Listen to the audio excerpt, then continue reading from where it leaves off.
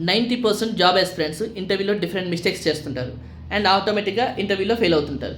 నేను ఇప్పుడు కొన్ని మిస్టేక్స్ చెప్తాను. వీటిలో మీరు ఏమైనా చేస్తున్నారేమో ఒక్కసారి చెక్ చేసుకోండి. నెంబర్ 1, ప్రిపరేషన్ అనేది చేయకపోవడం.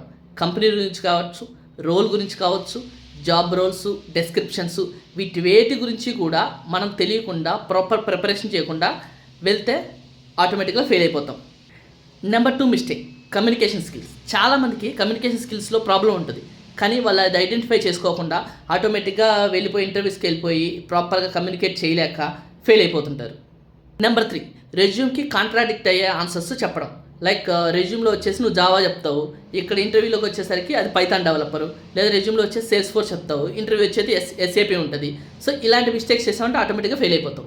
నెంబర్ 4, టెక్నికల్ ఇంటర్వ్యూకి బాగా ప్రిపేర్ అవుతారు, కానీ హెచ్ఆర్ ఇంటర్వ్యూకి కానీ లేదంటే ప్రాజెక్ట్ రౌండ్స్కి కానీ సరిగ్గా ప్రిపేర్ అవ్వకుండా వెళ్ళిపోయి వాళ్ళు చేసిన ప్రాజెక్ట్ కూడా సరిగ్గా ఎక్స్ప్లెయిన్ చేయలేకపోతారు. సో దీనివల్ల చాలామంది ఫెయిల్ అయిపోతుంటారు. లాస్ట్ మిస్టేక్ వచ్చేసి చాలామంది ఇంటర్వ్యూ కంప్లీట్ అయిపోయిన తర్వాత ఫాలో అప్ అనేది చేయరు. మీరు కానీ ఒక ఇంటర్వ్యూ కంప్లీట్ అయ్యేటప్పుడు ఖచ్చితంగా హెచ్ఆర్కి కావచ్చు, ఆ లీడ్కి కావచ్చు, వాళ్ళు ఖచ్చితంగా ఫాలో అప్ చేయకపోతే ఆటోమేటిక్గా ఫెయిల్ అయ్యే ఛాన్సెస్ ఎక్కువ. ఈ మిస్టేక్స్ కానీ మీరు కానీ అవాయిడ్ చేస్తారంటే మీరు డెఫినెట్గా నెక్స్ట్ ఇంటర్వ్యూలో క్రాక్ చేసే పాసిబిలిటీ చాలా ఎక్కువ ఉంటాయి. మీకు ఈ వీడియో నచ్చితే లైక్, షేర్ అండ్ సబ్స్క్రైబ్ చేయండి అండ్ కింద కామెంట్ చేయడం మాత్రం మర్చిపోవద్దు.